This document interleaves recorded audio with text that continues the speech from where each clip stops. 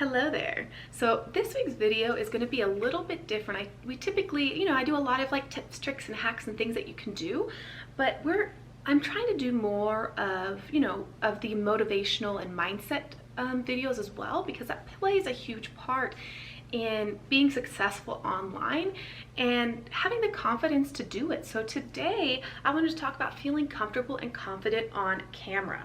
Now, I started doing videos like this, like I did like 3 mindset shifts for a successful business, or like steps and tools to start a business, 5 years of mistakes, 7 mistakes that cost me time, money, and growth.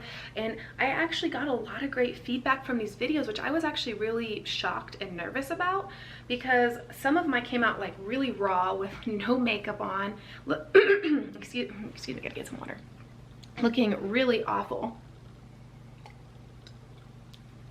And surprisingly, you all were very nice.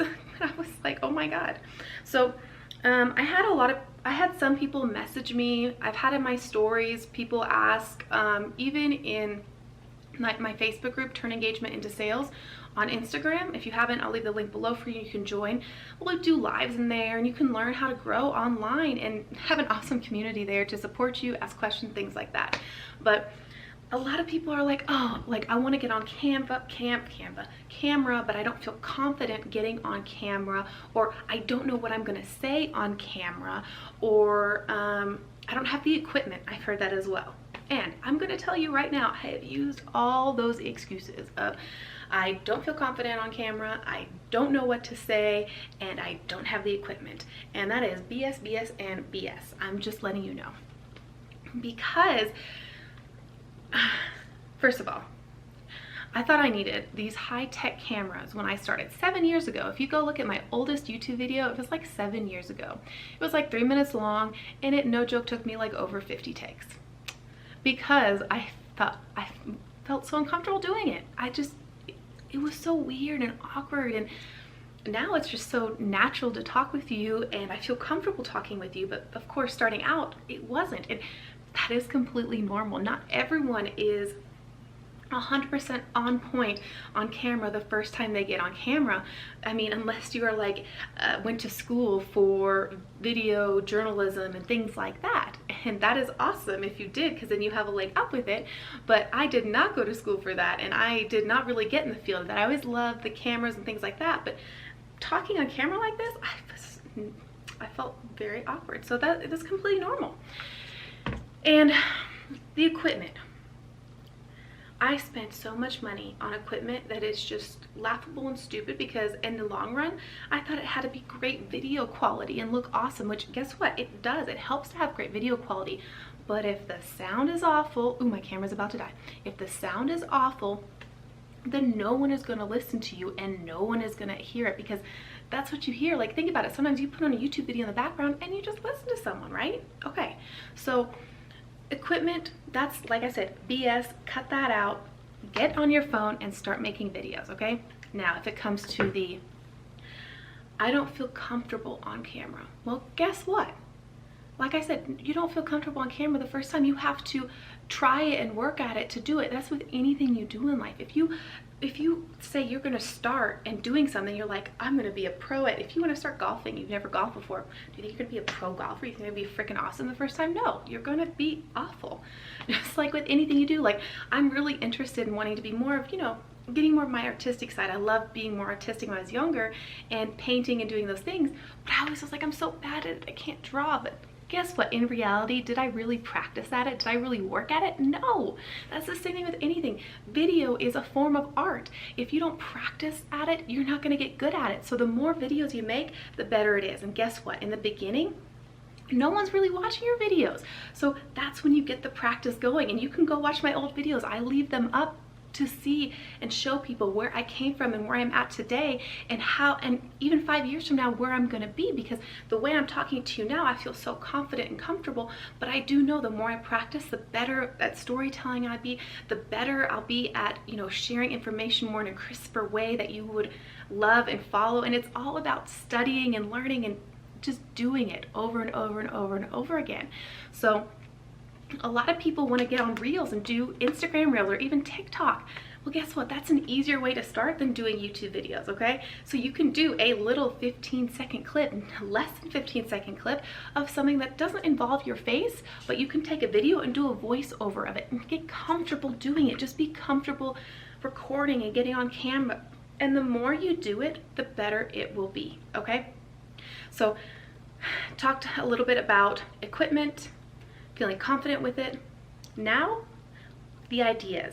I don't know what to say. I don't know what to do. And that's completely normal too, because when you're starting out in your field, or if you've been in for a while, but you're not really creating content or things that your audience likes, then you really don't know your audience very well.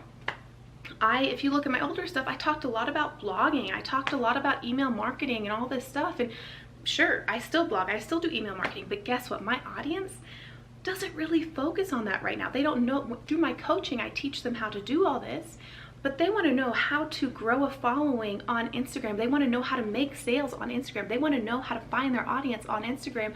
So that's where I kind of predominantly lean towards and focused on, because I loved Instagram and I love teaching how to do it. So not to say people don't learn how to do the email marketing, YouTube and all that stuff, but the groundwork on most people I work with is on Instagram. So, and I teach them how to, you know, build a funnel and do all this. And that's when you get more of your wheels churning. The more you know your audience, the more people you work with, the more you do, it's like, oh my gosh, this is what they need. They have a question on this. Oh my gosh, I can answer this question. Any question that is asked, the smallest little question, like this video came up because people did not feel comfortable about making reels, okay? It is hard to get on camera and do that. So I was like, oh my gosh, it'd be fun to make a video on teaching people how to be more confident on camera, and teaching you don't need the experience, the equipment, and everything on all that, okay? That all comes as you practice. So content ideas, get started. Quick tip on how to do that. I made a video right here on 5 ways to come up with content ideas. Like literally all right, so the camera literally just died out on me, but we're back. So what I was finishing up saying is, for the content hacks, you can go check out that video and I give you 5 ways to come up with content ideas. Another way you do that is you go look at your competition. People who do something similar in your field, and look at what's performing well, what posts are doing well, what content they're giving.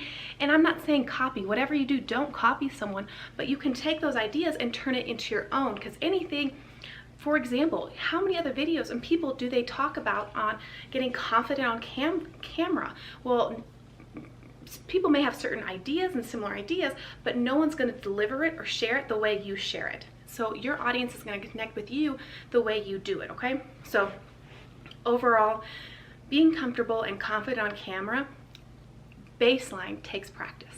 It takes you consistently working at it and realizing that you have to kind of do the F you, like, I'm going to do it. And if you don't like it, then whatever. But you have to have that F it mentality in a way. Like, you can't worry about what you look like or what you think. And I used to worry so much about that. But now if you follow me on Instagram at the Christina Spohr, I make stories a lot and I don't have my makeup on. Like YouTube, I typically get more done up, but stories, no way. I sometimes just jump on there and it's like, hello, welcome. This is the normal day. I'm not gonna get ready. So just practice, do it. I'd love to know if you like this video and got some inspiration and value and are like, yes, I could do videos now. I feel so comfortable doing it and confident and I wanna go do it now. Like this video, and I wanna hear in the comments below, what did you find so valuable about it? Like, what was the breakthrough? Was it like an aha moment? Was it like, I'm so excited to go start? I'd love to hear from you. And of course, I'd love if you screenshot this video and share it to your Instagram stories. Tag me at the Christina Spohr. I always love seeing the inspiration, the value that I give, and what you learn from it. If you made your first video, by the way, and I got you to do it, I want to send a link, send it in the comments, be like, come watch this video, I just did my video. Okay, with that being said, you have a wonderful day, week, month, whenever you're watching this. Go make your first video, and I will see you in next week's video, so don't forget to subscribe. Love you.